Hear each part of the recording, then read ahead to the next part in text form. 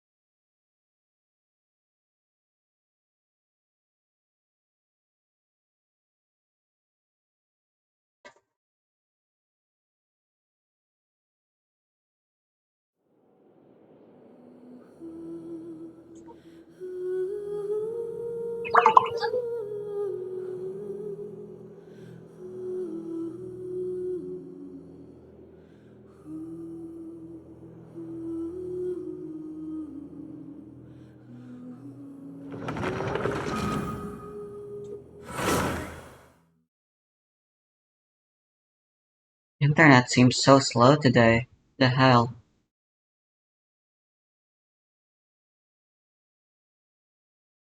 I hope this won't affect anything.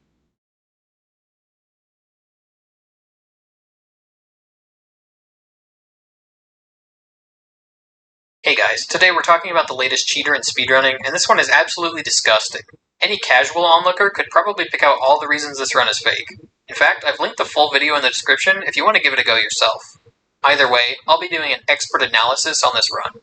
He tried to cover up the lies, but it wasn't good enough. First things first, I won't name this person. I just don't want to draw any attention to them. So whatever you do, definitely don't subscribe to them. Alright, let's get into it. Right off the bat, you can tell something fishy is going on. Just look at the stream setup. I mean, is he even trying to provide some evidence? Man, proof standards have plummeted Oh wow, these days. Eula's gone.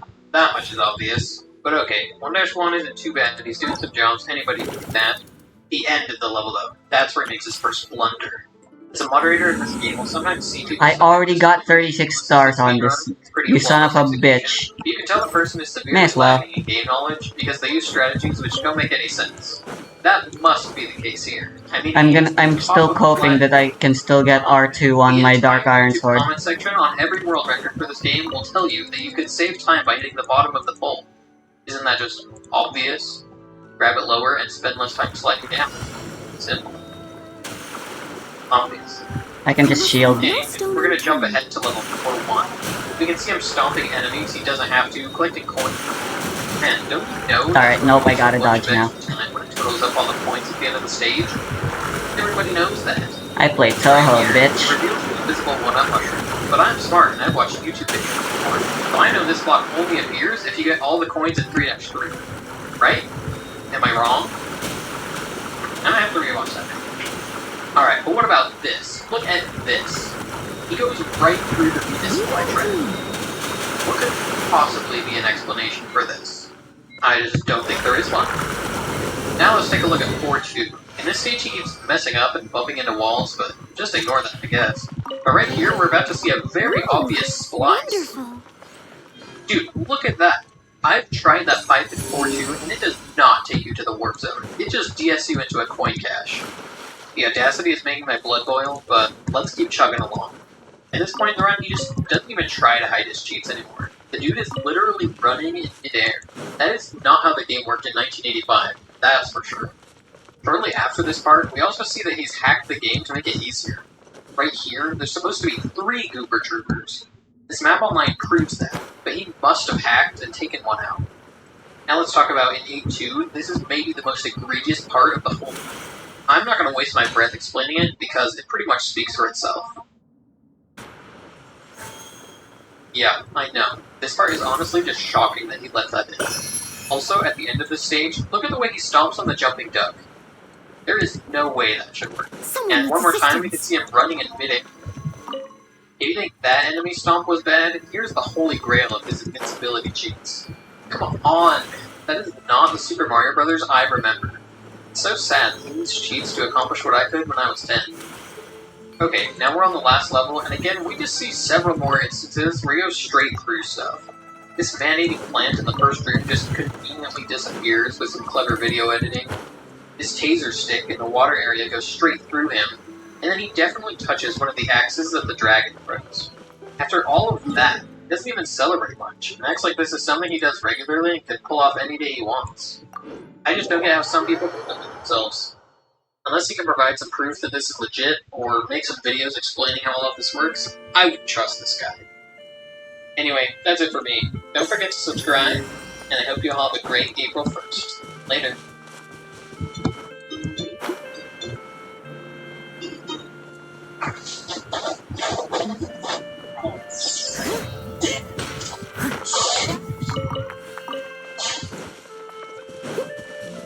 What's up, everybody? I just want to let you guys know that I am still doing sessions pretty much every day, so if any of you guys are interested in booking a coaching session, then go ahead and look below, as the prices are cheaper than ever. Also, if you do appreciate these art and videos and you want to see more, support me on Patreon or by joining me.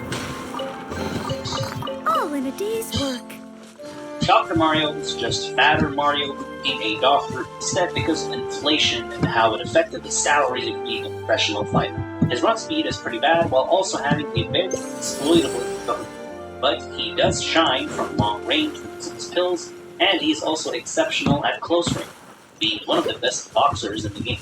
The one range he is terrible at is mid-range, since none of his tilts or aerials are an immediate threat, and it can become easy to outrange and wall him out since he typically has to dash in first with a pretty bad dash. He does have exponentially fast frame data for how strong his moves are, and because of this, an amazing ledge trapping and corner pressure. So, in a way, he plays a bit like a heavyweight even though he actually is still a midweight.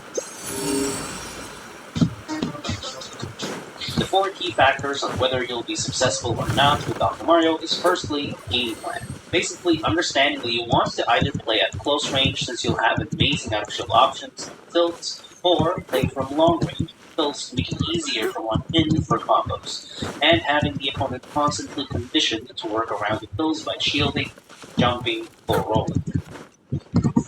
The second factor is combos, which includes tilting.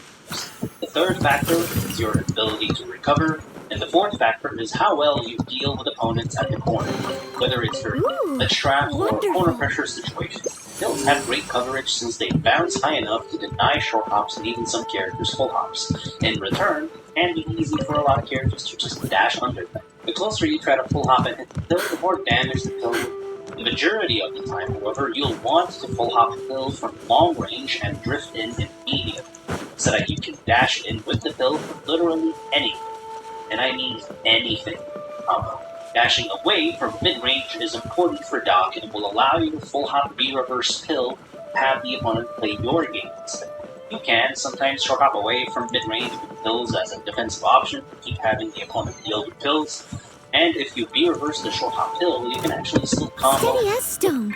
Otherwise, the only royal reason for standing pills or short hop pills is from a platform or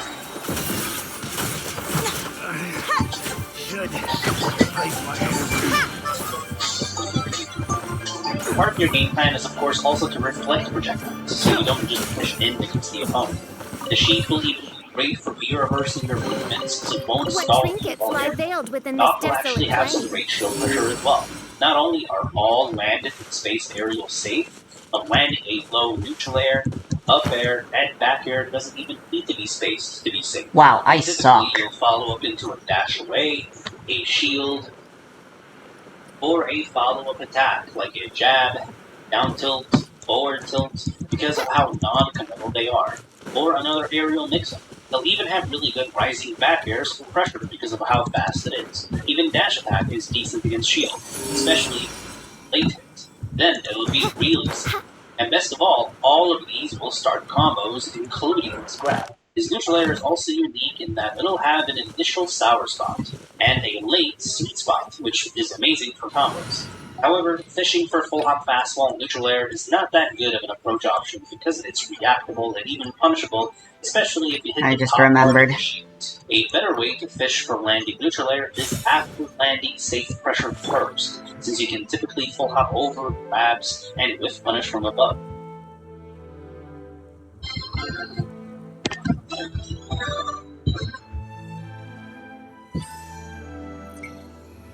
At literally 0%, Doc will have limited true combos, but that doesn't mean he won't combo characters with bad or slow escape options and deal good damage, or just frame trap you anyway.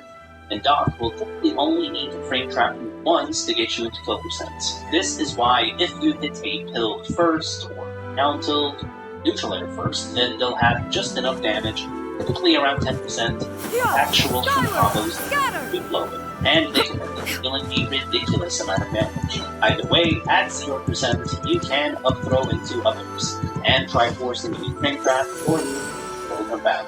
If you hit a pill or neutral air first, up throw can lead into a short hop delay up air, which then you can combo into a dash up air, or dash up air of B. And if they have a bit more percent on them, and if you hit the very back hit of up air, the up air will send into tumble and up air back air. Up throw is also good if there's a platform above you. And since now, the full hop up air with slightly delayed up air and back air will easily be able to combo into down tilt or grab, which by itself will do a ton of damage. Up throw to down tilt chasing can be huge for starting combos as well. And in general, if there is a platform included, you should go for up throw by default.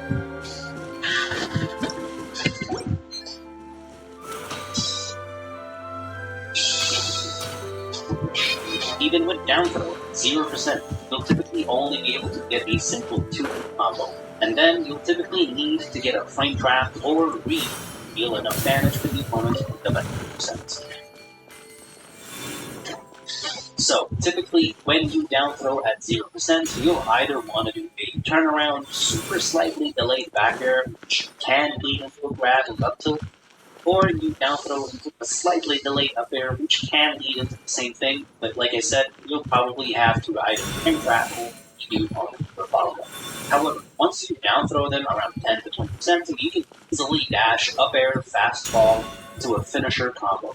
Sometimes, depending on the size of the character you're comboing, you might be able to short hop up air into a falling up air, even up air into neutral air.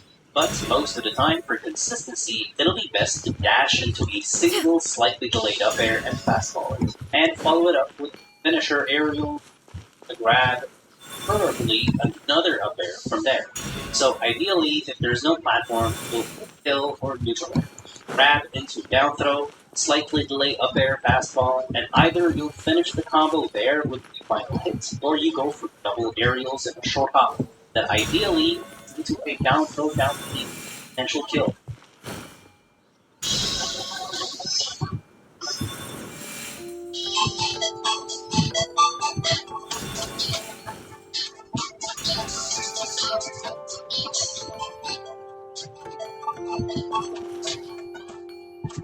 Down throwing above 40 to 60% might allow you to get a reverse up air to back air, but most of the time a simple back air will be enough or all you can get. Down throw to down B can actually start comboing very Bruh, why are these so all the way fucking to clunky? 99%. And the kill confirm window really just depends on your positioning, character's weight.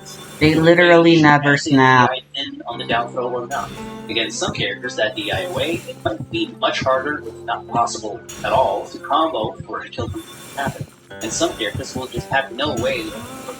You can also hit dash attack, which will basically launch opponents above you, just like up throw, and allow for the same combos. And the later you hit dash attack, the greater the combo potential is. And if you hit dash attack around 30-40% at the corner, you can actually allow for a kill confirm, short hop delay, up air, fast fall into a full hop down. The best part about these combos is that they always lead the opponent offstage rather than upwards. And whether you beat the opponent's mashing, going low, double jumping, or pressing anything else off stage, try to adjust where you insert your tornado to edge guard them right after the combo. Even the threat of the beat to go into full hop kills can be killed right after the combo. A huge combo for is jab to up B at high percents for a kill. Down tilt at close range will have many combos, while the tipper hits of down tilt will only be relevant around 80% or so. The close range will combo into itself, forward tilt, a potential grab mix-up, up air at mid percents, back air at high percents, and up B no matter what the percent is, all the way to the confirm. works, as long as you hit the close range hit. You can also get some specific combos, such as back air to forward tilt at 0%, which leads you to tech chase, and you tech chase with dodge by either dash grabbing, tech in place, jamming with tech, There you go, landing God. Perhaps or one full should hopping invent some hill form and of tech curial roll away, discernment if they mechanism. even could. At 10%, backer can lead into grab, and at 40%, backer can actually lead into another backer, which can lead into forward tilt or grab. The late hit of neutral air is a great combo starter at low percent, but it will also set up for tech chases around 40%. The initial weak hit of neutral air is okay for low percent combos, and if anything, it'll be better for potential combo extensions. It'll also be a great out of shield option instead of up set up for tech chases around 70%. Approaching short hop neutral air fastball is decent for stuffing out dashes or certain attacks. It will be safe against shield as long as you land on the side of the shield. Down air will only combo to jab at 0%. Around 10%,